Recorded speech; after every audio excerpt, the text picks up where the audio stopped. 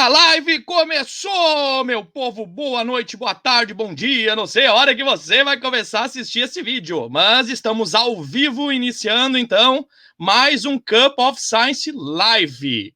Meu nome é Rodrigo Stagmaier e estou aqui para a gente discutir, conversar um pouco mais a respeito de tudo que está acontecendo, tá? Então, sejam bem-vindos, vamos chegando, que nem eu falei semana passada, hoje não vai faltar luz, vai dar tudo certo, então a live começou, vamos chegando, vamos se aproximando, vamos se ajeitando na frente do computador, que a gente vai falar um assunto, a gente vai ter uma pessoa que vai falar sobre o assunto que mais se fala em todo momento por aí, com uma propriedade absurda, tá? Então vão chegando.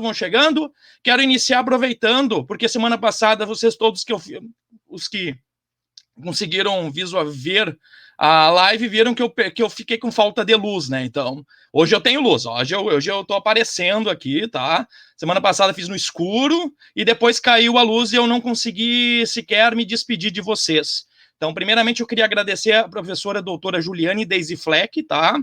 Que nos brindou com uma excelente fala a respeito do momento que estamos vivendo, a respeito do papel da Fevale frente ao diagnóstico. Então, muito obrigado, Juliane. Desculpa não poder ter me despedido de ti, ter agradecido, mas foi uma excelente fala, teve uma repercussão maravilhosa, o pessoal curtiu muito, tá? Então fica aqui meu agradecimento por ter feito, por ter participado, e desculpa por ter feito você finalizar da forma que foi, porque eu estava sem luz. E também agradecemos que durante a semana o vídeo, a live, alcançou mais de 1.600 visualizações, então a gente conseguiu alcançar um número grande de pessoas. Então, vão chegando, que a gente vai iniciar aqui, vão se acomodando, vão compartilhando esse vídeo para as outras pessoas também saber que está acontecendo isso aqui, tá? Que a gente vai falar sobre o assunto em voga, sobre o que está acontecendo com uma pessoa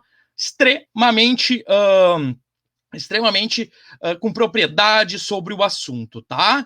Então, aí me perguntam sobre o que será hoje, Rodrigo? Sobre o quê? A cantora Card responde. Coronavirus! Coronavirus! Deus olá. Coronavirus! Chega, apertei 2 vezes sem querer. Coronavírus! Vamos mais uma vez, porque infelizmente esse filho da mãe ainda está por aí, dando voltinhas, né, enchendo o saco de todo mundo, e estamos aí para falar sobre o tal do coronavírus, tá? Então, vamos falar rapidamente. Primeiramente, antes de eu iniciar aqui a fala com o professor, que hoje é o nosso convidado, então vou trazer inicialmente alguns dados, tá? Atuais, tá? Que a gente começou a semana passada dessa forma, hoje eu também inicio. Só para nos atualizar com dados, acho que é de hoje, esse caso aqui do mundo é de ontem, se eu não me engano. A gente já está com quase 5 milhões de casos no mundo de corona, que já se sabe, foi diagnosticado, tem toda a questão de subnotificações, testes que não foram realizados, então provavelmente esse número é bem maior. Já estamos com quase 1.800.000 pessoas recuperadas e, infelizmente, nós temos na margem das 317 mil mortes, que é sabido para coronavírus, tá? No Brasil, infelizmente, hoje já chegamos a 254 mil casos que se sabe diagnosticado, o que estudos demonstram que esse valor é muito mais alto de pessoas circulando com vírus, mas oficialmente, então, temos 254 mil casos, 94 mil pessoas já se recuperaram e já estamos chegando na margem das 17 mil mortes. Para quem for lembrar, semana passada, quando a gente fez a live, nós estávamos ultrapassando as 11 mil, agora já estamos chegando nas 17 mil mortes, tá? Então, hoje viemos com um assunto que é a questão da ciência brasileira. Porque, assim, não só a ciência brasileira como a mundial, mas a brasileira tem, sim, um papel forte, um papel fundamental para nós. A ciência brasileira, a ciência como um todo, ela que vai ser responsável por encontrar uma vacina, encontrar uma medicação, vai ser ela que vai salvar você. É a ciência que está... os cientistas também fazem parte da linha de frente, gente. Os cientistas fazem parte da nossa linha de frente, na batalha contra esse maldito desse vírus. Eles têm feito longas jornadas de trabalho em laboratórios, pessoas que estão trabalhando com pesquisa, têm feito quase 24 horas trabalhando para encontrar uma vacina para ti, para encontrar uma medicação para ti, para que tu possa talvez voltar ao normal que nós teremos após essa pandemia. Então, eles estão ali correndo por ti. E a gente vive num país no qual, comparado a outros países desenvolvidos, nós temos um baixo investimento na educação, na pesquisa, e mesmo com essas baixas verbas, eles têm feito milagre. Eles têm lutado, eles têm conseguido desenvolver a ciência no Brasil. Se tivesse talvez um maior investimento, nós íamos longe. Nós temos vários históricos de várias questões, depois podemos perguntar, inclusive, para o professor, questão, por exemplo, do Zika, se eu não me falha a memória, nós somos um dos primeiros a fazer a relação da questão da microcefalia em relação ao Zika. Nós temos vários históricos de atividades e questão de pesquisa, então nós temos know-how, nós temos pessoas qualificadas para isso. Talvez falta questão de investimento. Então, valorizemos essas pessoas que estão aí na linha de frente, valorizemos os cientistas, porque os cientistas que vão ajudar a gente. Então, valorizemos a ciência, valorizemos esses profissionais. Deu para entender? Ah, agora eu entendi! Agora eu saquei! Beleza, gente. A gente quer fazer umas brincadeirinhas, né, para passar, porque a gente vive um momento bem conturbado. Então, o tema de hoje do programa é a ciência brasileira no enfrentamento à pandemia. Quem viu o filme do Batman, do Nolan lá, da trilogia, vai dizer, o Bane estava certo, o cara usava máscara, o cara criou uma quarentena, cancelou eventos esportivos, ele dizia que a raiz do problema do morcego, o cara era um visionário! E a gente crucificou o coitado no filme, né? Eu achei engraçado isso na hora. A nossa evolução a partir da máscara. Não foi tão engraçado. Aproveitando já para fazer uma propaganda, tá? Olha, as inscrições para os mestrados e doutorados da Fevale já estão abertas, vão até 15 de junho, tá? Você consegue maiores informações no fevale.br/estreito. Tem oportunidades de bolsas, gente. Vão dar uma olhadinha lá, uma conferida. Olhem lá que tá bem legal, tá? Então, pessoas, hoje trazemos o professor Fernando Rosado Spilk para uma conversa sobre a ciência brasileira, o papel dela em frente a esse maldito desse vírus. O doutor Fernando Rosado Spilk, ele é presidente da Sociedade Brasileira de Virologia, ele é professor pesquisador nos mestrados em virologia, mestrado e doutorado em qualidade ambiental, ele participa da Rede Vírus, que é do Ministério, que é do governo federal, ele participa de N tipo de coisa. Gente, se é uma pessoa que tem propriedade para falar sobre vírus, se chama Fernando Rosado Spilk. Então, dou minhas boas-vindas aqui, deixa eu só fazer o negócio aqui.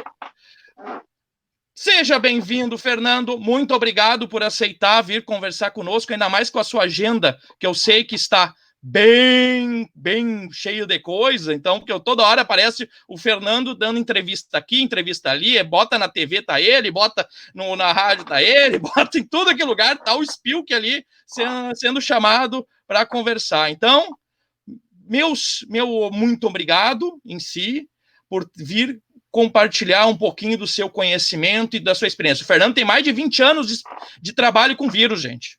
Não é uma pessoa que pegou um WhatsApp e começou a ler lá e começou a resolver, a discutir isso na internet ou coisa. É uma pessoa com propriedade. Não é uma pessoa que ontem começou lá e acha que é doutor a respeito do assunto, tá? Então, bem-vindo, Spilk, ao nosso programa. Aí, obrigado, Rodrigo. É um prazer, obviamente, participar aqui da live. Eu acho que é uma coisa legal a gente poder trocar experiência e, especialmente aqui, também poder responder perguntas, né, que fica aberto também para esse público aí que nos atende nesse momento. Então, me coloco à disposição. A gente realmente tem tentado trabalhar não só no laboratório, mas também nessa parte de divulgação científica, né, a qualidade da informação sobre a Covid e o SARS-CoV que tem circulado, especialmente aí nas redes sociais, nos preocupa muito, né? Hoje mesmo alguns cientistas estão fazendo algumas divulgações assim que não são muito adequadas, então É por isso que a gente acaba se envolvendo com essa história de divulgação, das entrevistas, etc., porque realmente é bastante preocupante o que a gente tem observado por aí. E o desafio também, que é enorme, né? Eu acho que a nossa geração nunca passou por nada, a nossa próxima e a anterior nunca passaram por nada parecido, né? A única coisa parecida que a gente teve aí foram as guerras, né? Então, e antes disso a epidemia de, obviamente, 1918 de influenza. Então é absolutamente incrível. Nós estamos passando, né, um desafio de grandíssimas proporções, por isso que a gente tenta se mexer e falar um pouquinho mais, né, conversar o máximo possível de pessoas, tentar convencer da importância desse assunto, né, que até chega a ser chato, né, não se fala de outra coisa. Mas é o que temos para agora, e as pessoas mesmo ouvindo sobre isso, muitas têm aquela questão de negar, como se nada tivesse acontecendo e a vida está correndo normal mesmo. Tu liga a televisão, fala sobre isso, tu liga o rádio, fala sobre isso, abre o jornal, fala sobre isso, abre a internet, fala sobre isso, todo mundo trazendo informações, claro que muitas informações são desencontradas, já que, como eu falei no início, tem pessoas que vão lá, fazem uma leitura de uma coisa ou outra e já querem falar como se tivessem propriedade. Às vezes a pessoa quer discutir uma coisa que ela nem sabe direito o que é, mas leu em algum lugar, nem sabe se aquilo realmente é verdade que está lendo, mas está trazendo a informação e acha que está fazendo o máximo. Se nós, pesquisadores, às vezes a gente tem dificuldade de acompanhar tudo, né? Exatamente. A gente, eu, obviamente, por vários motivos, estou numa posição privilegiada nesse momento para acompanhar, inclusive, o que tem sido feito, esse tema, né, que a gente traz hoje, que é a ciência brasileira na crise, etc. E mesmo assim, eu não sei tudo o que está acontecendo. Isso que, como tu falaste aí, tem um tempinho já que a gente está nessa estrada, né? Então, imagina quem está chegando hoje, né? Então, tem que tomar muito cuidado para opinar nesse assunto, sem dúvida. Eu concordo contigo. Infelizmente, a informação que tem circulado, às vezes, é de qualidade bem baixa. Sim. Então, a gente pode, então, iniciar com o que a gente começou por tema dessa live, é tu nos trazer um pouco sobre o papel da ciência brasileira no enfrentamento à epidemia. Porque você está por dentro do que está acontecendo. Então, o que a ciência brasileira está conseguindo fazer, mesmo limitado a baixos investimentos? E é limitado bastante, porque até não sei, acho que foi semana passada, agora me esqueci o dia, talvez tu pode me ajudar, que até os Estados Unidos pegou 500 milhões de dólares e está investindo para descobrir uma vacina. Isso aqui dá o quê? 5 vezes, dá quase 3 bilhões de reais. Quando é que a gente tem um investimento desse na ciência aqui? Não tem. Até por volta de 2013, a gente tinha... Só a CAPES tinha 3 bilhões de reais, né? A CNPq girava em torno de 1,5 bilhão de reais, a FINEP um pouco mais, de 6 a 9 bilhões de reais, mas de 2013 para cá, depois de instaurada essa crise econômica, política, institucional que o Brasil vive, a gente nunca mais teve isso.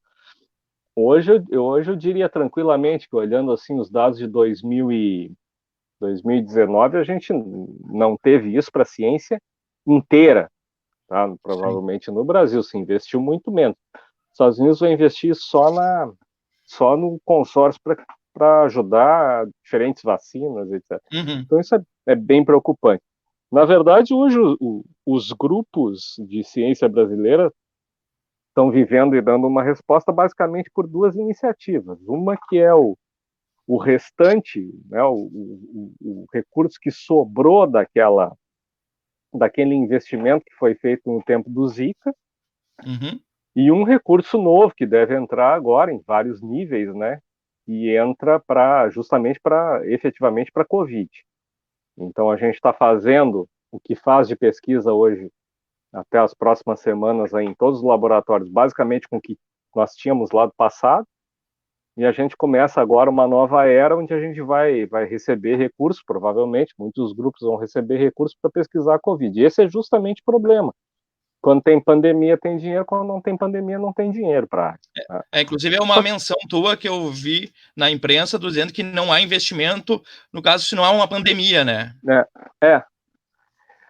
Então, isso nos leva a perigos, quer dizer, ninguém tem a menor ideia de que as pandemias vão arrefecer, que elas não vão acontecer de maneira cada vez pior, né? Só desde os anos 2000 a gente já teve SARS, teve H5N1, teve a influenza em 2009, H1N1, a gente teve mais de uma pandemia de febre amarela, que não é comum, pandemia não, perdão, uma episootia, com possibilidade de epidemia de febre amarela em humanos, né? E ocorreu de fato aqui na África mais de uma vez nesse período. A gente teve a recrudescência terrível da dengue, cada vez pior, a gente teve zika, chikungunya, várias epidemias de ebola, o que não é comum no espaço de tempo desse, né? E esses beta-coronavírus aí em 2013, daí depois o MERS e agora, do ano passado para cá, o SARS. Então isso não vai diminuir. De certo modo que o investimento para prevenir isso, ele tem que ser de grande monta e ele tem que ser continuado, porque senão nós vamos estar sempre trabalhando com o resto do que foi a pandemia passada. Esse é o perigo. E a ciência brasileira, ela se coloca muito bem mesmo assim, basicamente porque a gente formou muito recurso humano, montou laboratórios com uma capacidade muito boa, né? Montou grupos importantes, porque conviveu com essas pandemias e com outros problemas crônicos que nós temos no país, etc. Então, a gente dá resposta hoje em praticamente todas as áreas. Dentro dessa rede vírus do Ministério da Ciência e Tecnologia, a gente tem a parte de sequenciamento, de caracterização de amostras, a gente tem a parte de desenvolvimento de testes diagnósticos, uma porção que trabalha com desenvolvimento de vacinas, uma porção que trabalha com o estudo da imunologia da infecção, o tratamento também, né? Tem uma frente importante trabalhando com opções de tratamento em diferentes áreas, isso como prioridades e circulando aí na volta uma série de outras coisas importantes, relevantes acontecendo. Então, a gente faz praticamente de tudo. Hoje a ciência brasileira consegue, eu diria que no mundo pós-Zika, a nossa ciência, a virologia e as ciências correlatas, elas conseguem trabalhar quase que no mesmo passo que a virologia feita fora, por exemplo, o que não era comum, né? A gente normalmente lia o que o pessoal fazia lá fora e tentava repetir aqui. Hoje não, hoje a gente tem realmente grupos fazendo isso. E outra coisa é que a gente tem tantos grupos com essa qualidade que hoje a gente consegue nas universidades, aquilo que foi o tema de você semana passada com a Juliane, em várias universidades, até vale uma delas, né? Fomos até pioneiros aqui no estado, mas obviamente tem muitos outros nesse grupo aí hoje, felizmente, auxiliar no dignóstico, né, que é outro gargalo terrível do enfrentamento à pandemia. Então a gente está Ainda atuando em mais que a todas as gente não áreas. tem, vamos dizer assim, a gente tem muito aquela questão, somos colônia, né? Porque a gente sempre fica dependente do externo, a gente fica dependente de outros países para comprar testes, diagnósticos, sendo que a gente tem pessoal para trabalhar aqui, se tivesse investimento para a gente desenvolver indústria, desenvolver a questão de produzir os testes aqui dentro, um investimento maior, a gente reduziria a nossa dependência externa, né? Eu vejo vários grupos, como tu falou, trabalhando em desenvolvimento de novos testes de diagnóstico. Então, falta um investimento aqui interno, que não é de agora, vem de tempos isso aí, para que a gente possa ser menos dependente nessa questão. Porque ainda mais agora, que se a gente tivesse uma empresa ou indústrias capacitadas para isso, a gente não ficaria na dependência total de países externos, que aí estão nessa questão de vou vender para um, mas o outro paga mais. Aí e tá todo mundo querendo o negócio, porque todo mundo precisa. Então, naquele cor de desespero, eu pago mais para conseguir. Na verdade, esse é o outro lado, né? Que é que a ciência ela é um grande mercado consumidor, seja para desenvolvimento, seja para depois para a parte aplicada. E aí tu exemplifica bem essa parte, por exemplo, dos testes, né? Não necessariamente de um teste pronto que seja desenvolvido, mas os próprios reagentes, né? A gente tem uma dependência muito grande do exterior. Até tem empresas, né? Aqui no Rio Grande do Sul mesmo a gente tem empresas que até tem buscado, né, os vários laboratórios para fazer diagnóstico, para validar seus testes, etc. Mas o problema é que o volume de produção, muitas vezes, requerido, necessário para esses insumos é enorme e não existe no Brasil uma política para isso. Na verdade, a gente tem uma política de inovação que eu considero complicada. Ela é muito derivada da questão da globalização, né? Então, a ideia é fazer algo que ninguém faz fora, né? Se abandonou o conceito de substituição de importações. Praticamente tem que ser ideias novas, mesmo que elas todo respeito, elas sejam inúteis. Então, às vezes, o cara tem uma ideia nova, ela é inútil, mas ela é nova. Então, ela é Sim. financiada, ela nunca vai ir adiante. Mas fazer o que todo mundo faz bem feito, nós não fazemos, às vezes, né? Nós temos dificuldade de fazer. Não que a gente não tenha as pessoas para criar, mas falta fomento mesmo. Então, essa questão dos reagentes para biologia molecular é uma delas, onde a gente deveria ter muito mais investimento. Primeiro porque é um mercado de alto valor, altíssimo valor agregado. Né? Um microlitro pode custar R$2.000, né? Então, né? Tu sabe, trabalhou com A isso, gente né? fica na Trabalha dependência, muito. e quando é forte, a gente fica na Né? A dependência gente do fica valor do na dólar, dependência, todo o né, de negócio. tudo, né? Todo. A gente sabe usar, mas não produz. É. Só que isso depende, Rodrigo, de uma coisa que eu acho que é o grande desafio da nossa era. Tem filósofo americano, vejo que a gente, vamos tentar falar um pouco menos de coronavírus, né? Tem um filósofo americano chamado Alan Watts, tá? E ele diz uma coisa que eu acho muito importante, ele fala isso lá nos anos 60. Né? Sempre existiu uma dicotomia, desde os gregos, né, entre o ser e o ter. Então, a pessoa ou vai ser, ou ela vai valorizar o material, ou espiritual ou material, digamos assim. E o Alan Watts diz que não, que ele percebe que o mundo está entrando em outra era, a era do parecer. Então o cara não é, ele não tem, mas ele consegue fazer de conta. E as redes sociais são maravilhosas para isso, né? Fantásticas, né? Basta ter, né? Só ter likes, né? Toda a riqueza do cara. E aí eu acho que isso nós sofremos, nós padecemos um pouquinho no Brasil disso também no nosso mercado às vezes de inovação. Porque agora nós também estamos pagando isso. Não há investimento, mas também não há iniciativa. Então a gente tem produtos que são fundamentais, que não são feitos aqui, mas quando a gente vê, foi feita uma inovação numa área que tinha uma utilidade muito baixa. Então isso é uma das coisas que também a gente tem que aprender com a pandemia. E isso tudo também é possível de aprender com a pandemia. Porque também por que a gente ficou tão dependente do exterior? Porque era tudo globalizado, né? Era tudo uma alegria. Era tudo, né? Cada país produzia. Um produzia leite, outro produzia carne, outro produzia soja, outro produzia robô, outro produzia reagente para biologia molecular. Eu acho que quem é razoavelmente inteligente percebeu que agora não dá mais, né? O mundo não funciona mais assim, porque não dá nem para viajar. Né? Os reagentes que a gente está comprando agora estão vindo dos Estados Unidos, para teres uma ideia, eles estão tendo que ser despachados de fora dos Estados Unidos, não tem avião cargueiro suficiente, estão sendo despachados em avião de passageiro, que está vindo metade vazio, metade cheio.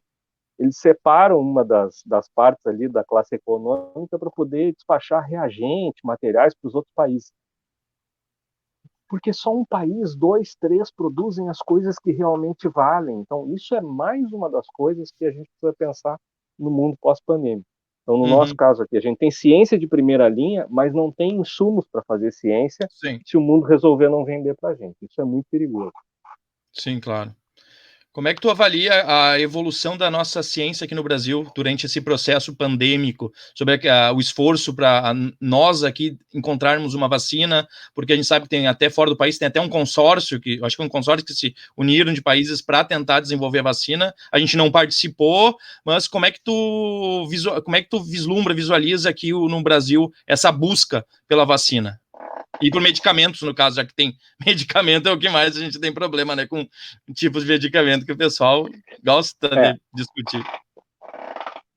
Eu diria que, em termos de vacinas, o Brasil tem uma posição sempre teve uma posição privilegiada, né? Quando a gente olha, por exemplo, quantos países no mundo fazem determinadas vacinas, produzem, né? O Brasil é um grande produtor de vacina de febre amarela, por exemplo. Tem 4 ou 5 países no mundo que fazem vacina de febre amarela. Olha que loucura, nós estamos entre eles. Nós já desenvolvemos vacinas importantes usadas mundialmente no Brasil, ou participamos de desenvolvimento, né? A vacina de rotavírus, por exemplo, grande parte do teste foi feito aqui, né? Com os grupos excelentes que existem no Brasil, né? Em cooperação com o restante da América Latina, e hoje são vacinas que estão aí no mundo inteiro.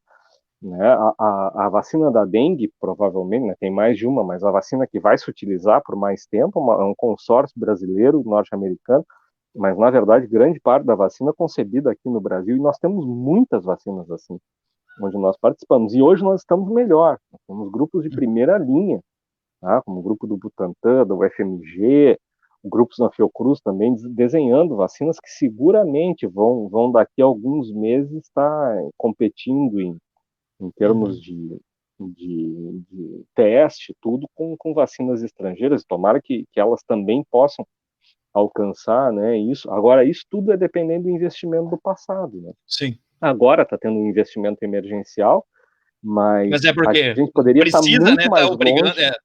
Exato, se for Está investimento já muito a mais partir de mais longe se a gente tempo. tivesse continuidade. Esse Isso. é um grande problema que a gente observa, assim, que é preocupante, né? Então, em termos de vacinas, eu acho que nós estamos muito bem servidos. Eu diria que é quase impossível que, se houver vacina no médio prazo, vacinas estrangeiras, o Brasil não tenha também uma vacina própria, com a qualidade dos pesquisadores, os laboratórios estão envolvidos nisso. Tá? Sem dúvida, né? Tem também iniciativas para começarem aqui no próprio Rio Grande do Sul, etc. Então, acho que nós podemos ir muito bem. A parte de medicamentos ela é muito mais complicada, né? Porque ela envolve desenvolvimentos, às vezes, desde o zero, que o Brasil também faz bem. Né? Mas aí é como tu falaste, quer dizer, às vezes as coisas trancam, né? Esses dias me perguntaram o que não tinha na epidemia de Zika que tem agora na pandemia de Covid que de repente atrapalha. Bom, na epidemia de Zika não tinha ninguém fazendo carreata na rua, né? Para torcer por medicamento. Então, tem coisas que são muito estranhas, né? Estamos vivendo aquilo que a gente chama de um mundo estranhíssimo, alguém já definiu, né? Então, a gente tem essa questão. Agora, o Brasil também, a gente ainda não sabe o resultado, mas, por exemplo, uma coisa muito típica de alguns focos da ciência brasileira aí, que é o teste de moléculas em alta capacidade para diferentes alvos, né, que foi feito aí quando se optou por aquela molécula misteriosa que um grupo do Ministério está testando, né, que foi feito lá em Campinas, foi feita uma triagem muito grande. Então, acho que também nós vamos contribuir com isso.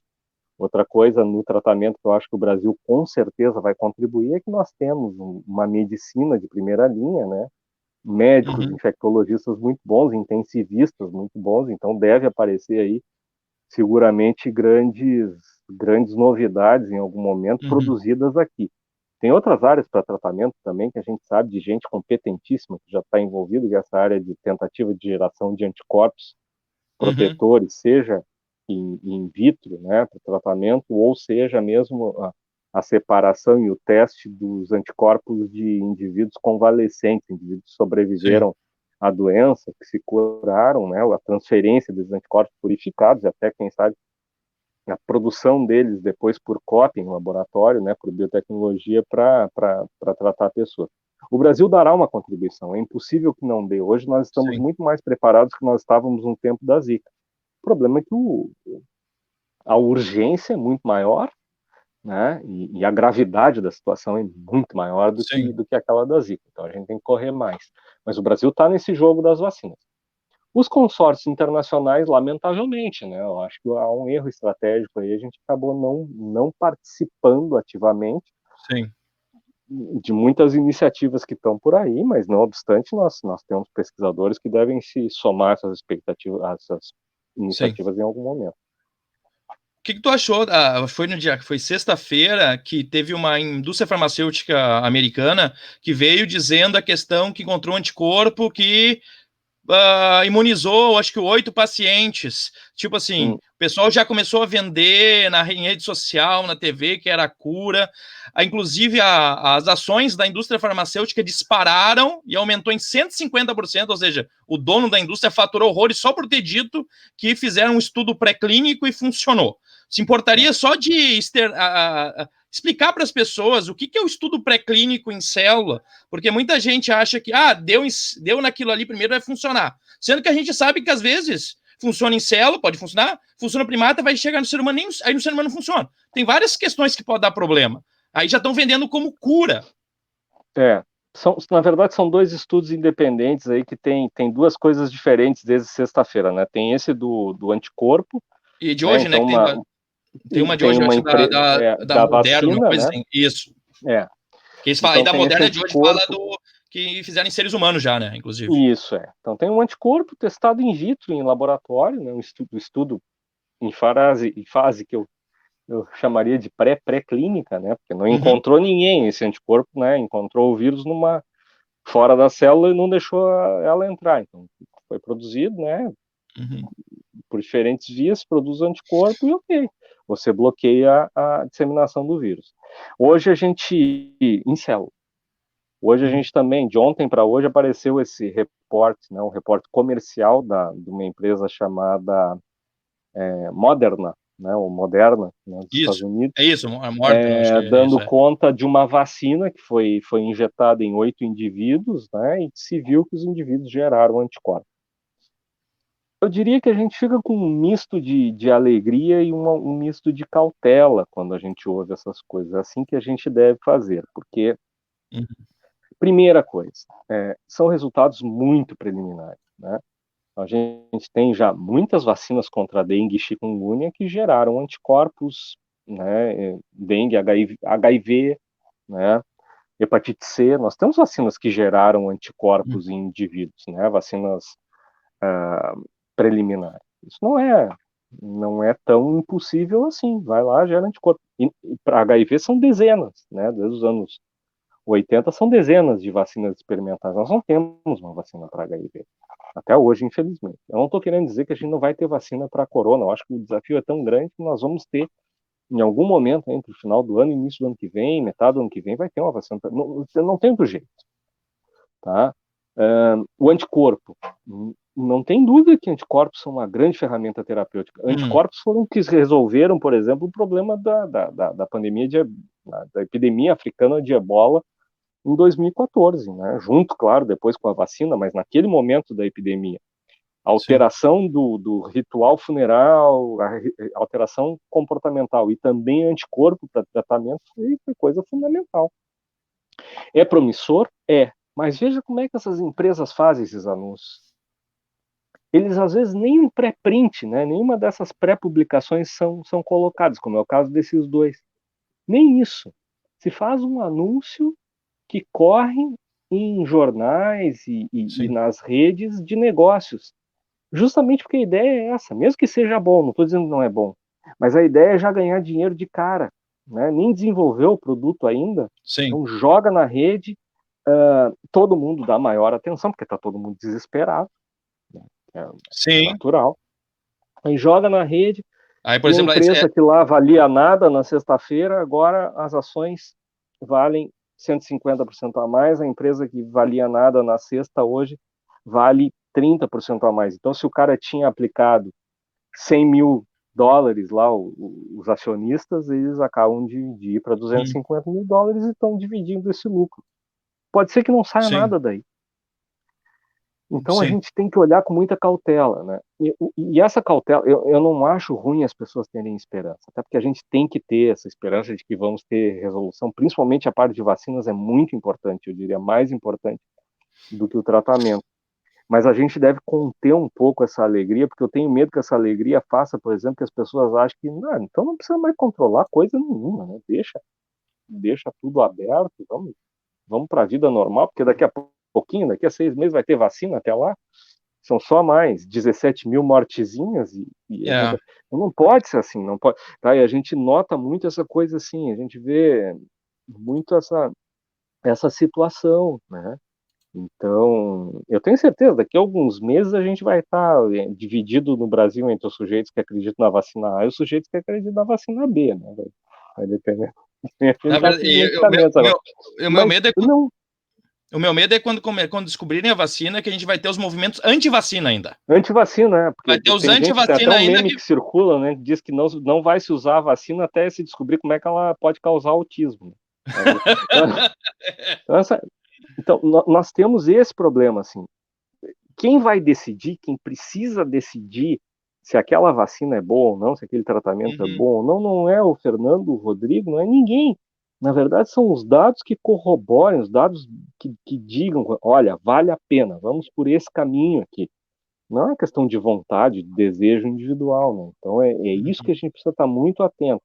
ok, parece que temos um imunógeno aí que já passou uma primeira fase, nós temos outro, tem vacina já sendo testada em milhares de indivíduos na Alemanha, tem a vacina inglesa que já está andando, parece também, a gente não tem resultado, e a vacina chinesa que já deu até proteção em desafio em animais, né? Então a gente vai ter provavelmente diversas vacinas, teremos, mas calma, não nos atiremos, né, à rua sem proteção, porque alguém anunciou que tem uma vacina que deu resultado em 8 candidatos. Isso aí a gente precisa tomar muito cuidado com o que isso provoca de expectativa nas pessoas, né? E não adianta sair correndo comprar antiparasitário, ivermectina, essas coisas, porque eu não consigo entender se o medicamento está em estudo ainda, por que se divulga? Ah, esse aqui parece que teve bom resultado. Aí o pessoal, por instinto de sobrevivência, corre para a farmácia, corre para isso, vai lá e compra. Aí acaba. Aí a pessoa que realmente precisa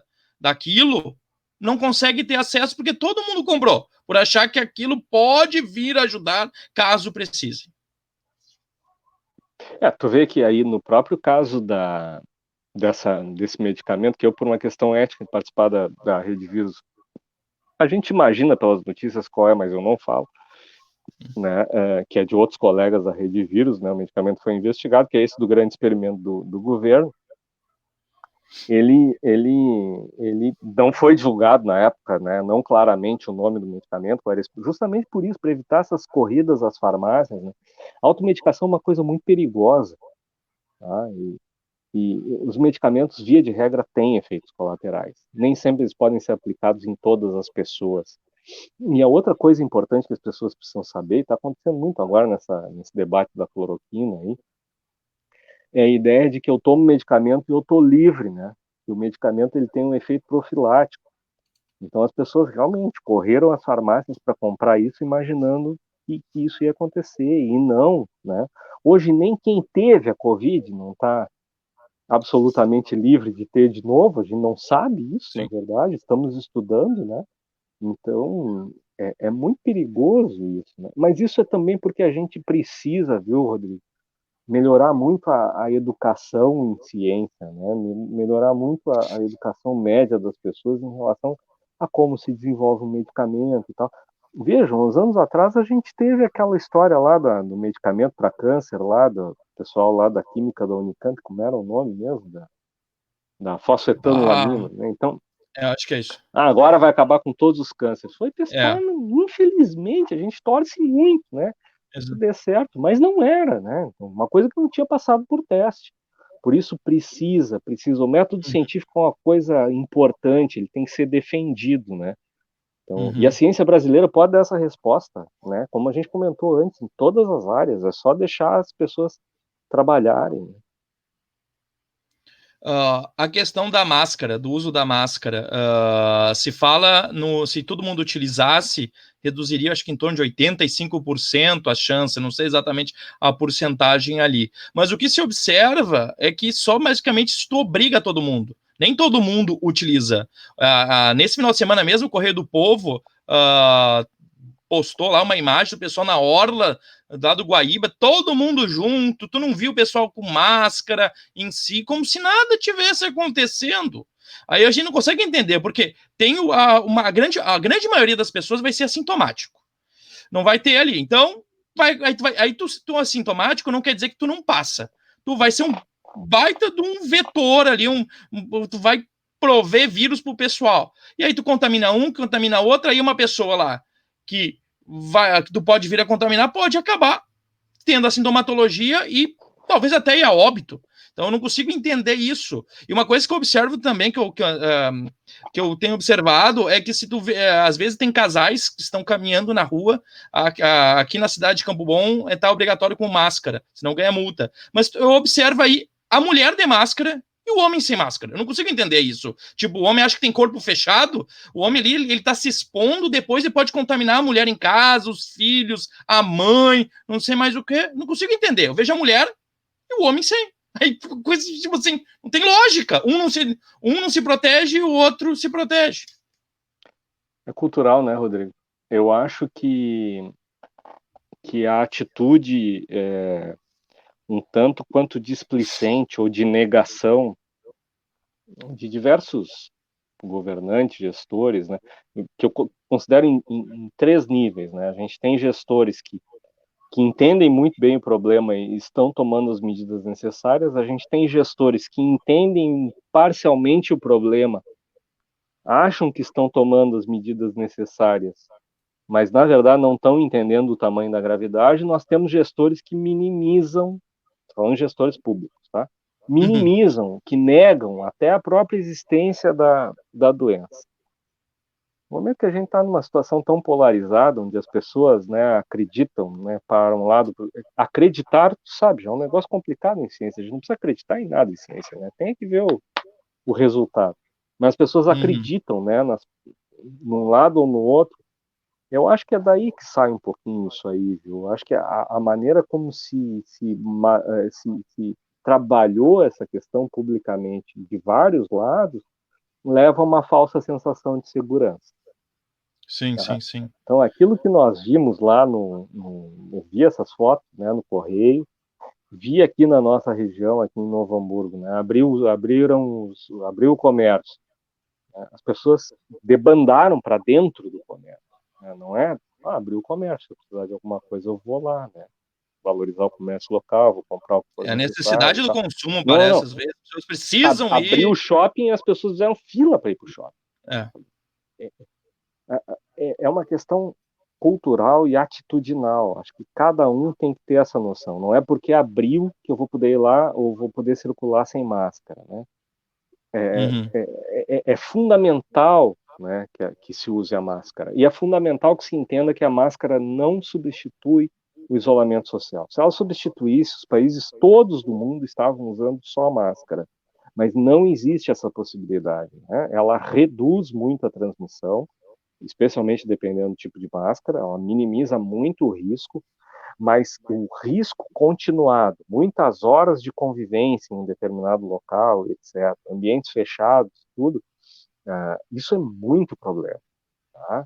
Então, é importante que a gente ainda esteja atento às questões de distanciamento social, até porque, vejam, a nossa região, né? Então agora máscara, né? E tem que obrigar mesmo, porque por iniciativa própria uma boa parte da população, infelizmente, não vai usar. Mas a nossa região do Rio Grande do Sul, quero dizer, né? Então agora nós temos todo um sistema aí de distanciamento, etc., né? É um sistema que vamos ver a eficácia dele ao longo do tempo, mas eu convido vocês a olharem ao redor do mundo onde foi feito relaxamento do distanciamento social com a curva da epidemia subindo. Em nenhum lugar. Ainda mais que a gente não atingiu ainda o tal do pico, né? Não. Porque sempre se fala, tal dia vai alcançar tal pico, tal dia a gente vê na televisão os caras falando. comentou com vocês, o que a gente diagnosticava algumas semanas atrás em uma semana, o que a gente diagnostica num dia, né? Aumentou muito a demanda, a gente tem o inverno pela frente, então acho que a gente precisa ser mais atento, e quem sai à rua tem que estar de máscara. Isso que tu colocasse de um casal máscara discordante, revela que as coisas não estão bem, né? Como é que nós estamos adaptados culturalmente a isso? Quer dizer, há todo um processo que também deve passar aí, sei lá, não quero falar mal de ninguém, mas deve passar pelo machismo, deve passar por uma série de coisas onde a gente sofre muito, né? E aí, nesse contexto, a gente fazendo ciência, né? É muito esquisito, né?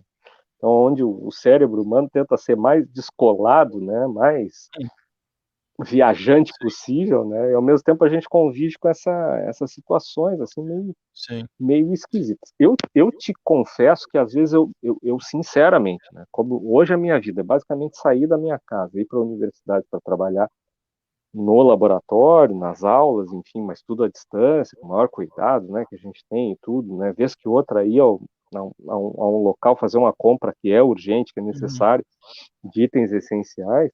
Eu vou te dizer, quando eu preciso passar pelo centro, locais mais movimentados das nossas cidades aqui, eu me sinto honestamente ridículo de falar de distanciamento social. Eu me sinto um palhaço, porque a gente fica falando isso, mas o pessoal tá nem aí, né? Uma parcela grande da população. Olha aqui, ó, o distanciamento social medido por movimentação de celulares no Rio Grande do Sul, o pico, o ápice dele foi de 55%. Quer dizer que metade estava na rua. Como é que vai funcionar um negócio desse? E aí só propaga possivelmente o vírus É complicado. Lamentavelmente, até porque uma É, boa parte do tempo a gente não usou máscara, né? Então sim, sim. tá com esse problema aí instalado. Eu já antes de fazer uma pergunta, já tenho aqui uma das nossas internautas, as pessoas que estão acompanhando a live, tem uma perguntinha para ti aqui, que é a Cindy Abax. Boa noite, professores. Gostaria de saber sobre a eficácia do uso de luvas nos supermercados. E até mesmo os funcionários devem usar luvas o dia todo? Oi, Cíntia. Olha, eu acho que a luva e o álcool gel, eles vão ter eficácias similares, tá? O importante é que seja feita a higiene das mãos de maneira frequente, que seja repassado o álcool gel, que se tome cuidado de não levar a mão ao rosto, né, às mucosas, aos olhos, à boca, enfim, tá? E que se utilize a máscara, tá? A luva, eu acho que fica reservada realmente para manuseio de coisas que podem levar a muita disseminação, né? Tipo, manuseio lá, quem vai colocar frutas, vai repor estoques, né, em qualquer tipo de loja, etc., talvez seja adequado, mas a gente sempre vê a luva com uma ressalva. A luva dá uma falsa sensação de segurança, de higiene, e às vezes a gente pode ter ali uma secreção, ter uma sujidade, uma sujeira qualquer, e com a luva a gente está protegido, mas não sente e Uhum. espalha aquilo. Então, o mais importante, eu diria que sem dúvida, a higiene das mãos frequente, constante. Tá? E, em casos, soluções especiais que a gente pode pensar, sim, o uso de luvas, até como algo complementar. Mas a luva tem que estar limpa também, senão ela é Uhum. um espalhador de problemas, né? Tem que saber usar também. E ela também não pode ir no rosto, né? É mais perigoso ainda. O pessoal fica ali. A Bárbara Porque Mello pode também, estar ela. molhada com uma secreção, a gente não está sentindo, né? Sim.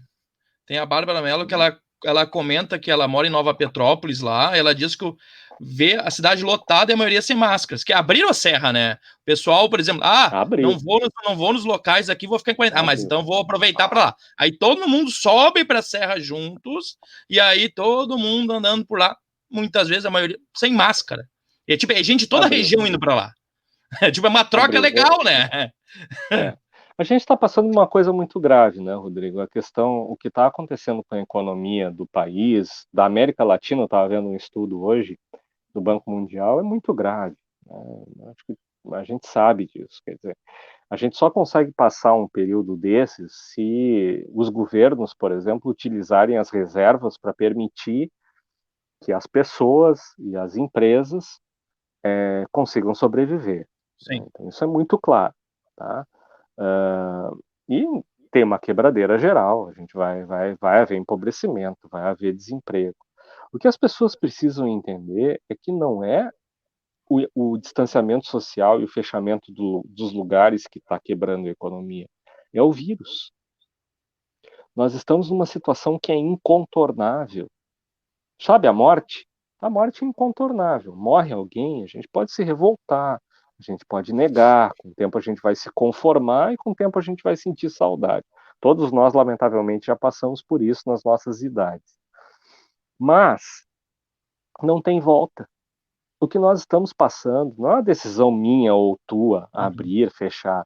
Quem está mandando fechar, quem está mandando na brincadeira, quem está controlando a festa toda é o vírus.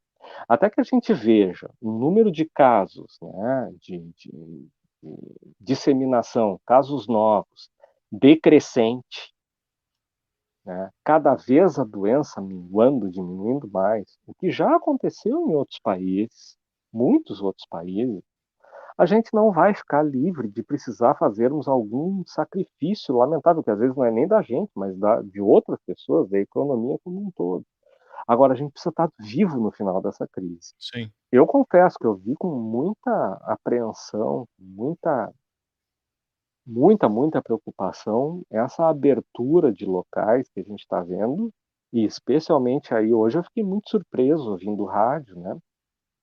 Com o manejo que está sendo dado aí na região turística e tal, que até pode acontecer, quem sabe, etc., alguma coisa, mas assim é muito preocupante, porque uma Sim. das coisas que é fundamental com esse vírus, e com esses vírus que causam essas pandemias loucas, é que é, no momento que uma pessoa se mexe de um lugar para outro, que a gente tem gente de vários lugares chegando no mesmo lugar, é a situação mais propícia que tem. Ainda mais num vírus como esse que tu comentaste, que 1 a cada 5, 1 a cada 6 indivíduos é que desenvolve sintomas, né? Então a gente tem os assintomáticos, a gente tem acompanhado isso em empresas, por exemplo, com quem a gente tem trabalhado aí no diagnóstico. Os assintomáticos são fundamentais, eles disseminam um monte a doença. Então a pessoa vai para um ambiente desses, né? Se não houver o devido cuidado de afastamento e tudo, vai haver problema. Se eu acho que os negócios têm que quebrar, se eu acho que de maneira alguma, eu acho que alguém tinha que pagar essa conta, na verdade. Alguém tinha que garantir que a coisa funcionasse, como Sim, aconteceu em países mais ricos e tudo. Infelizmente, a nossa condição é terrível. Mas, sim. assim, não é ninguém que está acabando com a economia por gosto. Quem está acabando com a economia, acabando com a gente, é o vírus nesse momento. Ele que está no controle e a gente precisa continuar lutando para retomar as rédeas. Uhum. A gente tem aqui a Ana Paula, que ela pergunta o que vocês acham desse isolamento por regiões que está ocorrendo aqui no estado. Qual que é a tua opinião, Spilk? Nós vamos ter que ver o resultado disso daqui a algum tempo. Eu diria que essa é uma alternativa que, do ponto de vista econômico, ela pode funcionar bem. Quanto à doença, a gente vai ter que ver ao longo do tempo, né? Eu tenho acompanhado um pouco, assim, a gente tem acompanhado um pouco, não, a gente tem acompanhado bastante, porque a gente Uhum. faz o diagnóstico e compara, né, resultados com outras regiões. A gente sabe que há uma lentidão também na entrada dos dados, na compilação geral dos dados, e, e a gente vê com preocupação, porque a curva ainda não parou de subir, pelo contrário, ela se intensificou, né? Por Uhum. isso que eu digo que nós temos que, independente de como estiver, né, que bom que de repente algum negócio consiga trabalhar adequadamente e tal, mas a gente precisa continuar tomando cuidado como indivíduos, como famílias, né? Porque o vírus está circulando, né? Sim. Enormemente aqui no estado. A gente tem outra questão, que é a questão do inverno, que favorece a transmissão dessa doença. Eu sei que alguém pode pular e dizer, mas em Manaus, sim. Ainda bem que Manaus não é frio, porque senão, né, Exatamente. essa é a situação, né? Então, a gente tem o inverno aí pela frente, que a gente precisa se preocupar, e a gente vai ver, eu acho que no período de semanas aí, a um mês, alguma coisa, a gente vai ter uma noção real do quanto é eficaz esse movimento do Sim. distanciamento controlado. Agora, vamos ser bem sinceros, ele está sendo seguido ou o pessoal está andando muito mais na rua do que previsto no distanciamento também? A gente tem que fazer essa justiça. De repente ele até funcionar, mas da maneira, né, meio aerada que alguns têm abordado esse problema, fica complicado. E eu não estou falando, né, pessoas que precisam sobreviver. Eu tenho visto gente Sim. passeando também. Isso aí é complicado. Até saiu no jornal Gaúcho de hoje a respeito da redução em 11% de doenças respiratórias. Aí tem gente já levando em conta que o vírus não é tudo isso, não. Mas Uhum. isso seria resultado do isolamento que tem sido feito? Pode ser, né, o isolamento parcial, pode ser, Porque mas tecnicamente, se tu consegue se isolar, também tu evita outros vírus, né? Não é, só o. é. Com certeza. O isolamento poderia ser muito maior, mas mesmo esse isolamento Sim, meio brasileirinho que a gente tem, pode estar dando esse efeito. E ninguém. E a análise não pode ser essa dos cartórios, né? Ela também sim. tem que ser uma análise mais aprofundada. Qual é a causa mesmo daquela doença respiratória? Pode ser que tenha aumentado, pode ser que tenha muito mais. A gente vê até ali nos dados que a matéria é muito bem feita, essa matéria do NH, Uhum. mas a gente vê ali que tem a Covid que não existia, né? Então, mas nós não adentramos ainda a fase feia do ano para a doença respiratória. Eu estou vendo uma pergunta aqui de um grande amigo, Marcelo de Lima, Opa, deixa eu professor da botar aqui. UFPEL. Vou botar aqui. Eu queria Depois eu. responder para ele aqui. Marcelo está perguntando, né, pedindo para a gente comentar, já que estamos discutindo ciência, sobre a história da criação do vírus no laboratório, né, que é uma história que assombra, né, a todos, né. É muito improvável, né, é muito mais provável a gente ter detonado com as florestas onde um animal que albergava esse vírus vivia, né, em uma relação provavelmente até de de boa vizinhança com o vírus, né, uma estabilidade enzooótica, como a gente chama, né, então ele se transmitia entre os animais sem grande problema, causando ou não doença aqui e ali, mas aí nós humanos, a gente está andando e andando para o planeta, né, terrível, né, provavelmente se destruiu o habitat desses animais, provavelmente quirópteros, morcegos, eles tiveram que se aproximar muito, se aproximar de animais, se aproximar outros animais, né, que podem ser também hospedeiros, quem sabe, né? Tem a história do pangolim, mas a gente não tem muita certeza, ou até de humanos mesmo, e a partir daí um surto neles provoca um surto na gente que está, de repente, como um hospedeiro suscetível. Esse fenômeno de degradação ambiental ele não aconteceu só com SARS-CoV. É ele que está levando essas epizootias terríveis, esses surtos terríveis em macacos de febre amarela, que em algum momento vai trazer problemas muito grandes para a espécie humana no Brasil. É ele que trouxe o MERS, é ele que trouxe o SARS-CoV, é ele que induz lá esses tipos de gripe letais que a gente encontra aqui e ali, né? Então, a gente espreme os animais num canto do mundo, favorece a disseminação de vírus deles entre eles, e alguns desses vírus escapam para a espécie humana.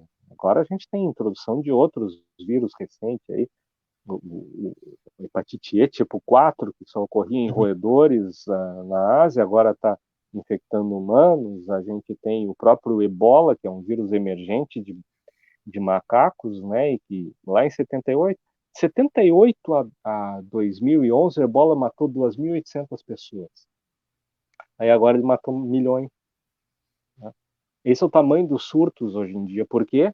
Porque as cidades africanas praticamente inexistiam, né? Eram pequenos povoados, de repente elas viraram megalópolis e invadiram a floresta. Como que a gente vai lidar com um mundo assim? Então vai aparecer vírus novo pra caramba e cada Essa vez não é a mais última frequente. pandemia que nós vamos ter. E não precisa de ninguém criar o vírus no laboratório. Nós estamos fazendo todo o necessário tema de casa para deixar o mundo bastante ruim, né? E bastante Sim, propenso a que isso aconteça. sim. Por acaso aqui temos outra pessoa aqui perguntando se a gente vai ainda chegar, infelizmente, passar, na verdade, 1.000 mortes por dia. Qual que é a tua expectativa para as próximas semanas? Tomara que a gente esteja errado, né? Mas eu tenho visto previsões do pessoal aí. Previsão é sempre uma coisa muito complicada, mas lamentavelmente o pessoal tem acertado. Eu acho que do que eu vi aí em junho, tem previsões aí não muito forçadas, não de mais de 2.000 mortes dia, né? Então, eu vi uma previsão recente, refeita de grupos importantes aí, falando em algo entre 80 e 90 mil mortes ao final do processo da pandemia no Brasil, né? Nós estamos aí com 15, 17 mil mortes, né, hoje. Aham. Vejam que para fim de semana o número de mortes é extremamente alto, esse de ontem para hoje, onde praticamente não há diagnóstico, nós temos 684, 674 mil mortes, perdão. A gente já teve dia com 884, então, infelizmente, esse dado aí que o amigo traz de 1.000 mortes por dia, Sim. não está muito longe, não. Acho que vai acontecer. Isso é terrível. Imagina 7 mil mortes numa semana. Né? Exato. Nada Nossa, no Brasil horroroso. mata assim, gente. Nada. Exato. Só de semana passada para segunda-feira, semana passada, passando 11 mil. Agora, uma semana depois, estão passando 17 mil. São praticamente 6 mil mortes durante 7 dias. Então, tá horrível o negócio. Horrível, A, horrível. a Bianca aqui traz aqui, qual a opinião sobre os números de pesquisa feita pela UFPEL, que estima que tenha 25 mil infectados no estado? E eu aproveito também o estejo para falar a respeito das agressões que as pessoas estão sofrendo em relação a fazer a pesquisa nas cidades, que ontem apareceu na imprensa, todas as pessoas estão sendo agredidas pela a polícia, aí depois a prefeitura disse que não sabia, pensou que era golpe, aí pegaram tudo, estragou tudo os testes que eles tinham lá, as pessoas achando que os caras estão fazendo errado, agride as pessoas, é algo assim, ó, irreal pensar que pessoas que estão querendo ajudar nesse combate todo, pensar em saúde pública, em medidas de saúde pública a partir desses estudos, e as pessoas estão sendo impedidas de fazer isso. Sobre o estudo da UFPEL especificamente, então, é um estudo, né, que tenta ver a formação de imunidade na população. né? Ele tem resultados que são similares, né? Um pouco abaixo em termos de prevalência do que a gente tem visto em outros países, mas eu acho que os dados são bastante confiáveis, né? E a gente tem visto estudos similares, por exemplo, feitos na Espanha, feitos na França, né? Demonstrando que essa é uma das coisas mais terríveis, né? Mesmo em locais onde permaneceu relativamente circulando o vírus, tu vê, na Espanha não mais do que 11 ou 13% dos indivíduos em cidades onde o vírus circulou livremente tinham anticorpos. Aqui no Rio Grande do Sul é bem pouco, o que demonstra algo que nós avisávamos muito, essa ideia de algumas pessoas de alcançar a imunidade de rebanho, né?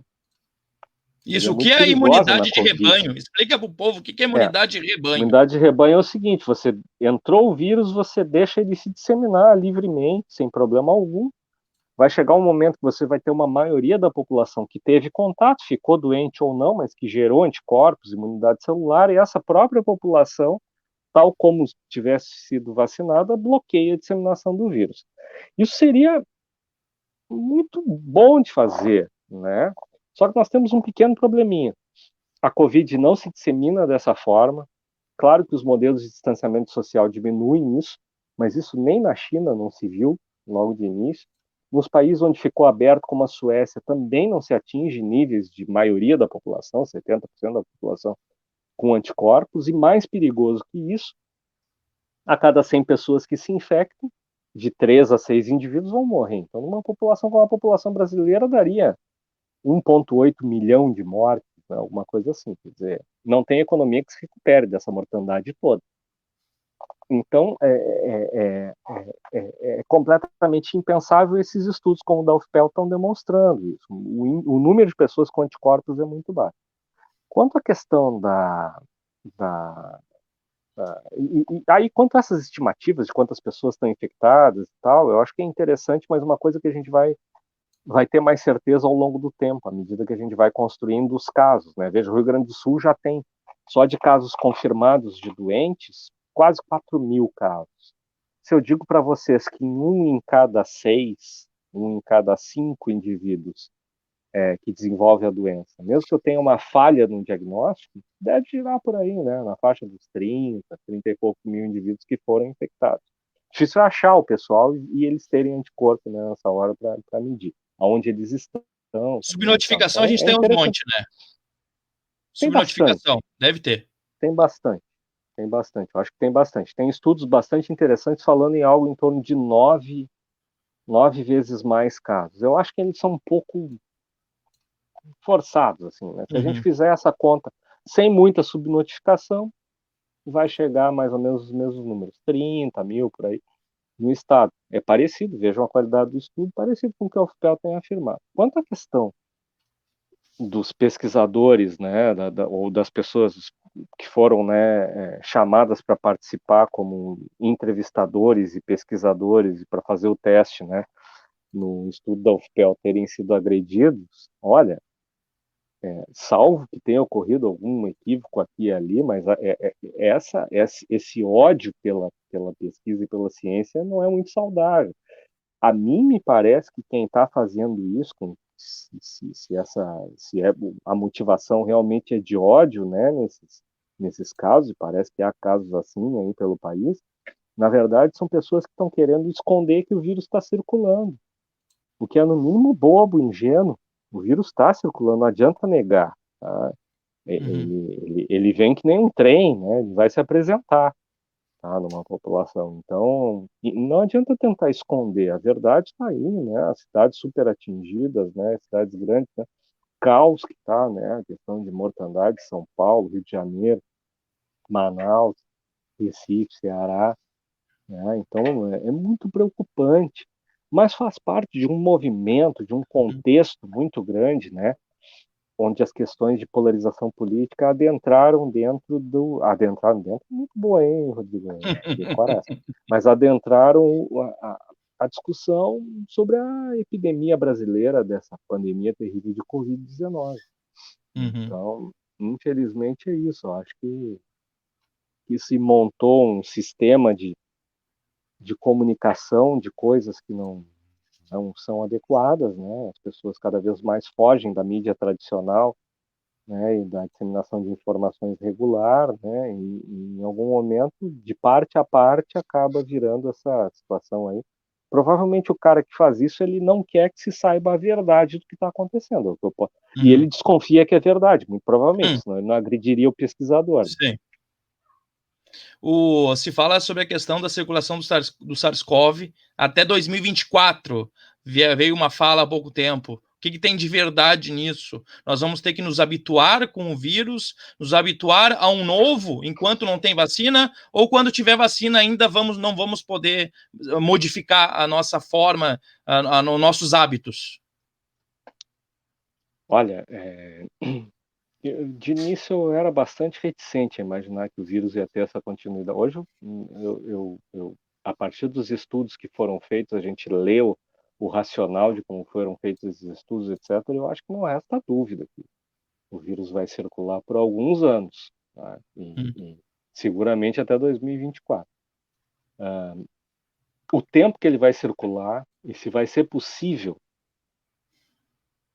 eliminá-lo, né, ou reduzi-lo muito.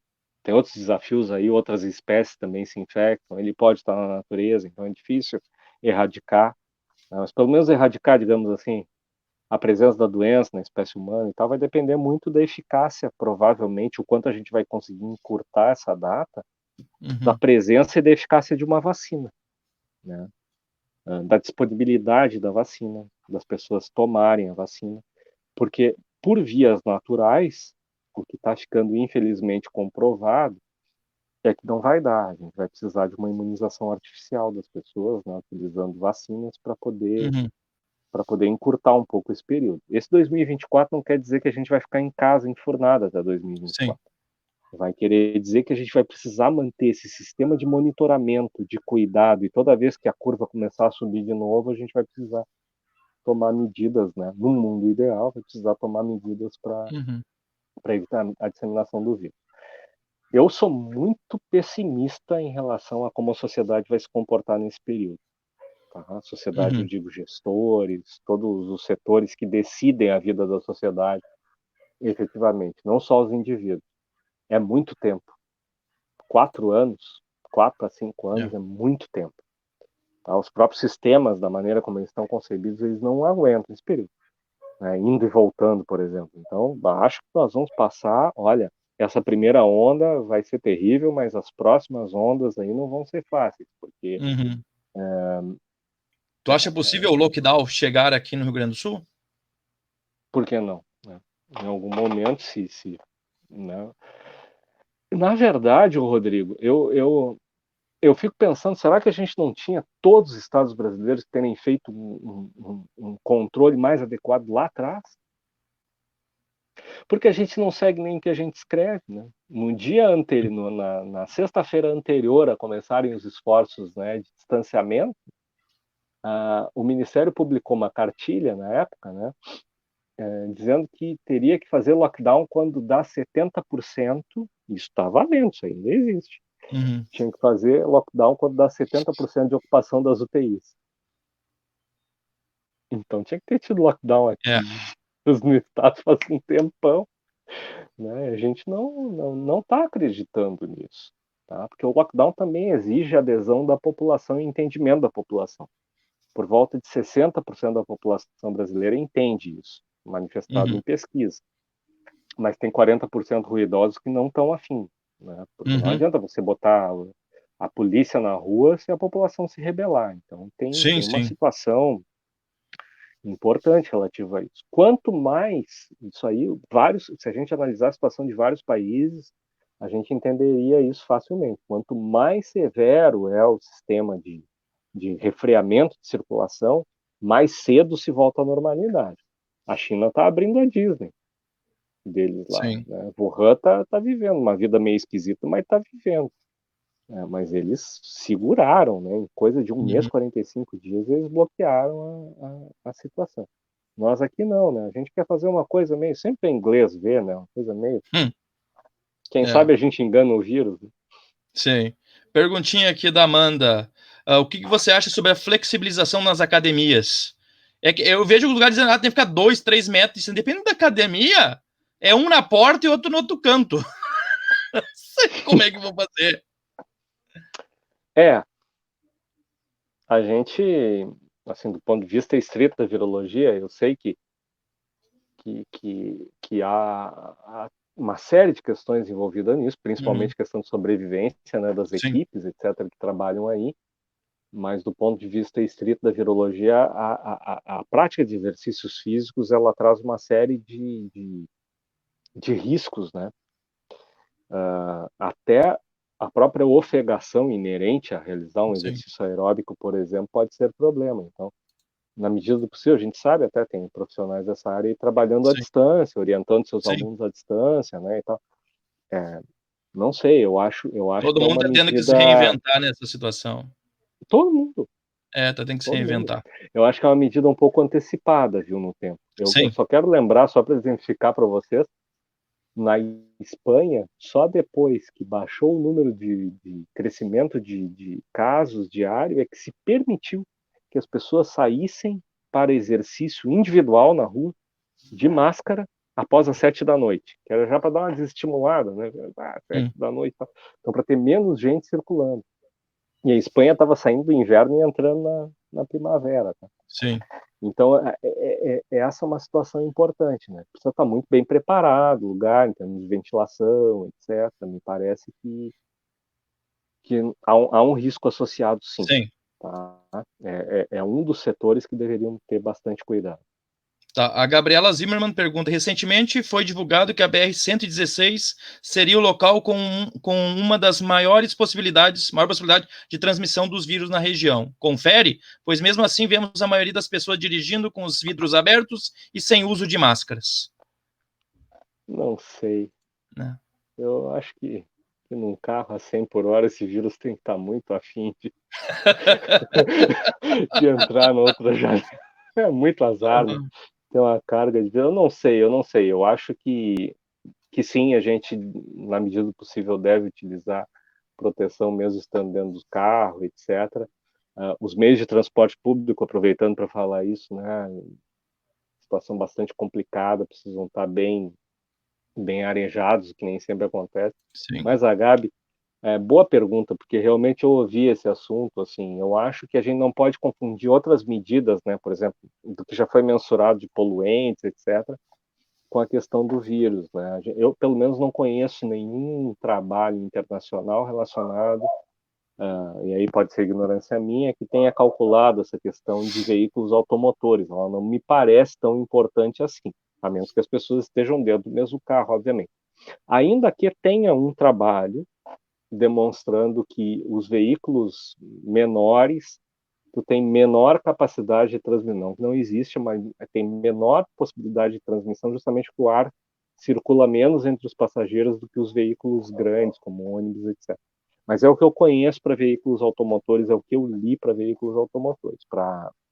Agora, passar de um carro para outro, etc., eu já acho bastante improvável. Agora, claro, parou num congestionamento, né, como aconteceu agora em São Paulo, congestionamentos artificiais, né, que montaram para desestimular as pessoas de usar carro. Parou no congestionamento, a pessoa não está de máscara, o carro do lado está ali, do lado tem alguém tossindo, espirrando. Aí janela aberta, eu acho que aí há um risco associado, sim, sem dúvida. Pessoal, só vou pegar aqui as últimas perguntas aqui, a gente já vai indo para o final, tá? Porque a ideia era fazer 1 hora, a gente já está em 1h13, 1h14, o assunto tá bom, mas a gente tem um tempo aqui a cumprir, tá? Spilk, tu tem alguma questão a respeito, se tu acha que durante o carnaval o vírus estava circulando por aí, talvez tenha sido uma forma de ter sido disseminado no Brasil? Aglomerações não são bem-vindas em nenhum momento desse processo todo, né? Eu diria que talvez tenha sido imprudente, mas era um momento em que muitos de nós não enxergavam que a gente ia ter uma situação tão similar ao que estava ocorrendo, na verdade, na época do Carnaval. O grande problema estava na Itália, tá? Os outros países nem tinham sentido o tamanho do problema ainda. Se manteve o Carnaval, talvez isso tenha sido imprudente. Por enquanto, a gente não tem evidências, eu não digo que elas não apareçam amanhã, tá? O senso comum me diria para dizer que sim, Mas a gente não tem evidências assim de, nossa, depois do carnaval... Não, a gente teve uma curva que ela vem mais ou menos da época dos primeiros casos diagnosticados, um pouquinho antes, né? Então, né, ali início de março, por ali. Então, eu acho que sim, acho que se correu um risco, mas acho que nós não temos dados crus para atribuir o problema ao carnaval ainda. Sim. A questão uma pergunta aqui também, a questão do retorno às aulas das escolas públicas e particulares. Será que esse aqui é o momento do retorno? Tem que ainda dar um tempo, esperar? Eu acho que tem que se observar as características de cada aula, cada setor, né? Cada ambiente. Como é que está na cidade, de fato, né? De fato, como é que está a circulação, como é que está... E a faixa etária é muito importante. A questão, por exemplo, aulas para crianças, né? Claro que o máximo possível que a gente puder evitar, ótimo. Mas vamos dizer que se tivesse, né, que recomeçar as atividades letivas presenciais. O que a gente sabe, o mundo inteiro tem isso estipulado e faz sentido. Aulas para crianças pequenas são menos perigosas, desde que tomadas determinadas medidas de controle, do que aulas para adultos, por exemplo, né? Porque a criança se desloca muito menos, né? Normalmente uma escola tem crianças que vivem na vizinhança ou na mesma cidade, né? Ou na cidade vizinha. No ensino superior, não. Só atravessa o estado, né? De repente estava lá em afastamento, numa cidade que está muito atingida, vem uma cidade menos atingida, e por aí vai. Então, são diferentes níveis. Outra coisa é o nível de cuidado. É um ir à escola, um ir à universidade completamente diferente do que a gente tinha. Em termos de cuidado, de tudo. Tem que ter muita responsabilidade do ponto de vista do indivíduo, porque se alguém, por exemplo, está com alguém doente em casa, o ideal é que não vá à aula. Então, tem uma série de questões de atitude. Tá? As aulas em si, se vocês recordarem, a primeira coisa que parou foram as aulas. Por que essa implicância que os epidemiologistas e virologistas têm com aula? Porque a aula é um ambiente que você fica parado muito tempo, com as mesmas pessoas, respirando o mesmo ar, por bastante tempo. Né? A gente fica mais tempo dentro de uma aula do que numa sessão de cinema. Então, são áreas onde realmente são pontos nevrálgicos. Lembra da pandemia de H1N1 em 2009? Não parou o resto, mas teve que parar a aula. É uma recomendação normalmente tomada. Claro, não parou por tanto tempo. Eu diria que, assim, hoje deve ser avaliada muito bem essa situação. Deve ser muito bem pensada a questão da possibilidade de substituição de atividades. Claro, tem áreas, na própria área da saúde, em que às vezes é importante que determinadas atividades sejam feitas presencialmente. Mas tem que ser com um nível de cuidado muito alto, turnos alternados entre os alunos, menos pessoas na sala, porque o que acontece? Você está sempre no risco calculado. Sempre pode acontecer uma transmissão. Agora, se você for em pouca gente, muito provavelmente o problema será muito menor do que se for no ambiente normal, né? Então, isso é uma coisa que tem que ser muito cuidado. Eu acho que podendo substituir, né, por mais um tempo, etc. Eu acho que assim, a gente tem que aplicar esse marcador. Como é que está a situação na região? Como é que está a situação do número de casos? Ela é decrescente? Ela não é decrescente? Né? Como para outros setores. Nós entendemos, obviamente todo mundo entende a questão, né, a própria dificuldade das famílias que estão tendo que retornar ao trabalho nesse momento, a questão das crianças e tal, mas tem que tomar um cuidado muito grande. Última pergunta, que aí é minha, para a gente encerrar aqui a nossa fala. Fica o meu agradecimento aqui pela explanação maravilhosa, a aula que a gente teve hoje. Acredito que todo mundo tenha gostado da sua fala em si, foi bem esclarecedora. Luz, né? Não faltou luz, exatamente, não faltou luz. Tu não me deixou sozinho. Fala, Juliano desde Fleck, obrigado por ter se segurado no final lá. Sim, segurou a onda. A gente fala muito na questão de doença do vírus causando doença respiratória, mas também o vírus tem tido relação com questões de infarto, não? Que eu acho que em Nova York, se não me engano, os primeiros casos que teve do vírus, na verdade, foi um aumento no número de infartos na cidade e não foi bem por doença respiratória. Então, nem sempre vai, vamos dizer assim, a causa do problema maior vai ser a doença respiratória. Pode ser problema cardíaco? Ele utiliza uma via para entrar na célula que interfere com mecanismos, por diferentes vias com mecanismos do sistema imune, do sistema circulatório, do controle da regulação da pressão arterial, do débito, da capacidade pulmonar, capacidade vital, da capacidade pulmonar. Ele atinge outros órgãos, o que não é incomum para os corona. O modelo de replicação deles leva a isso, né? Então a gente vê também em outras espécies problemas intestinais, problemas de desordem renal e problemas musculares também. E ele tem tudo isso. Tá? Então, sim, há indivíduos que têm problemas de desordem circulatória, incluindo mal súbitos relacionados ao tecido cardíaco e etc. Então, infelizmente, ele tem essas várias manifestações. Normalmente, ele começa como uma doença respiratória, mas ele se expande, né? Também a gente tem visto, esporadicamente, casos positivos em que a gente não vê doença respiratória clássica, tá? Ele se disseminando, por exemplo, causando outras manifestações. Não é tão comum, mas pode acontecer. Esses problemas circulatórios, inclusive, não levam só a infarto, mas também tem levado pacientes jovens de maneira mais rara, mas tem acontecido, a derrames, né? Problemas de circulação encefálica e consequências que às vezes levam, inclusive, ao óbito. Tem pacientes que tiveram que amputar membro, dada a formação de microtrombos, por exemplo, né? Então, inintoque, não só as coronárias, mas outros vasos, né, no organismo, levando o indivíduo a ter problemas, né, circulatórios graves como esse. Então, é complicado. Então, Fernando, fica meu agradecimento aqui. Obrigado pela incentivar, obrigado por ter arrumado, como disse, um espaço na agenda para nós ali.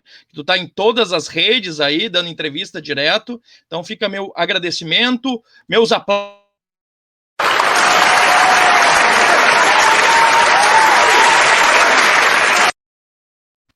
Meus aplausos. Meus adorei o pessoal ali de casaca para me aplaudir. Exatamente. Valeu, então, bicho. Para quem não sabe, só aproveitar o momento, só para quem fazer um pequeno agradecimento ao Spilk, porque hoje um dos motivos por eu estar como professor, ter trabalhado na pesquisa, tudo, foi porque o Spilk ele foi o meu orientador, foi no TCC, no mestrado, no doutorado, mas eu entrei na parte de trabalhar com virologia, a parte de pesquisa, porque uma vez a gente teve aula na pós em microbiologia clínica da Fevale, tinha cadeira de virologia. E aí, durante uma aula prática, o professor Fernando Spilk convidou quem queria participar do projeto, do laboratório ali, tinha a oportunidade do chamado aperfeiçoamento científico que a Fevale tem, que é um tipo de iniciação científica para o graduado, e na época eu me lembro que eu estava saindo do laboratório, na época eu estava desempregado, não estava trabalhando, estava formado, e eu parei e voltei. Disse, não sei se eu gosto de virologia, nunca trabalhei. E aí eu voltei e pedi para o Spilk se eu podia começar a participar na outra semana. Na outra semana eu destruí metade do laboratório, né, Spilk? Eu não sei como é que tu não me botou para correr, quebrei uma coisa, derrubei uma reagente mais caro do laboratório, mas não apanhei do Spilk, mas continuei, comecei a me cuidar. Claro que toda vez que dava um problema, o Spilk dizia que era eu que fiz, perguntava primeiro. O Rodrigo passou por aqui? Então, a partir dali, eu comecei a me interessar por virologia, vi que eu gosto pra caramba. Foi a partir daí que na época eu estava fazendo aperfeiçoamento, entrei no mestrado, depois entrei no doutorado, a partir disso que teve uma seleção na Fevale para professor, e aí eu consegui entrar via edital lá. Então fica aqui meu agradecimento, Spilk, porque boa parte do resultado hoje, de quem eu sou, de onde eu cheguei, eu devo ao senhor por ter me dado a oportunidade daquele dia. Se por acaso aquele dia tu não tivesse oferecido, eu teria ido para casa e eu não sei que caminho eu teria seguido. Então, fica meu agradecimento eterno para ti, minha gratidão pela oportunidade que tu me deste. Então, desculpa, precisava registrar isso para todo mundo. Obrigado mesmo. Rodrigo, sempre faz isso, sempre agradece.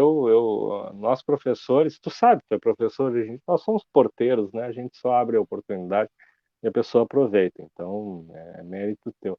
Queria agradecer muito a oportunidade de conversar. A gente fala para tudo quanto é canto, né? do Brasil e para fora, e às vezes é bom conversar com o pessoal de casa também, né? O pessoal da Fevale. Então foi muito agradável estar aqui com vocês. Vejo bastante gente conhecida na plateia e Sim, tem bastante. disponham, quem O pessoal precisar de algum... curtiu. quem Não, o precisar de pessoal alguma curtiu. coisa aí, a gente possa Pode ajudar. deixar que eu vou te incomodar, eu te incomodo aí bastante. Como todos esses anos. Desde 2008 eu tô te incomodando. Desde a época da Bartonella, que a gente foi fazer o TCC nos gatos lá. Lembra, rapaz, que os gatos malucos subindo pelas paredes, a gente lá coletando sangue, né? Foi um barato fazer aquilo também, né? A gente já se divertiu na vida. Já. Então, eu que agradeço. Uma boa noite a todos aí. Tá? Boa noite, Spilk. Muitíssimo obrigado Abração. novamente. Abração. Pessoal, antes de vocês saírem, só para dizer que semana que vem nós continuamos nesse mesmo bate-horário, tá? Vamos continuar uma série de programas às 8h30 da noite. Continuaremos as nossas falas, tá? Vamos trazer diferentes assuntos. Por enquanto, nós estamos centrando mais na questão do coronavírus. Então, segunda-feira, às 8h30, nesse mesmo canal, aqui no ppg, facebook.com, www.facebook.com/ppgfevale, que é onde vocês estão assistindo. Venham às 8h30. Semana que vem a professora Carmen Giongo, nós vamos falar sobre isolamento social e saúde mental. Então estão todos convidados, tá? Aqui, ó, vai ser esse, isolamento social e saúde mental, com a doutora Carmen Giongo. Vamos conversar sobre isso. A gente sabe que a gente vive um momento bem conturbado. Então, uma pessoa para vir falar sobre isso, vir falar sobre esse assunto que é tão pertinente para nós, vai ser uma ótima, tá? Então, pessoas, quem puder, fica em casa. Quem não puder, quando sair, se cuida. Fiquem bem, tá? Então, nos vemos por aí. Nós estamos todos juntos, reunidos. Vamos que vamos, né? Vamos que vamos, pessoal. Não vamos desistir. Aguentem firme. E semana que vem estamos de volta. Peço perdão para pessoas que talvez agora tenham mandado pergunta e eu não consegui atribuir, porque a gente já passou bastante do tempo, tá? Então, avise aí as crianças, avisa todo mundo aí que semana que vem, doutora Carmen Giongo, vamos falar sobre isolamento social e saúde mental. Um grande abraço, gente. Fiquem com Deus, tudo de bom, até semana que vem. Abração, meus. Beijo!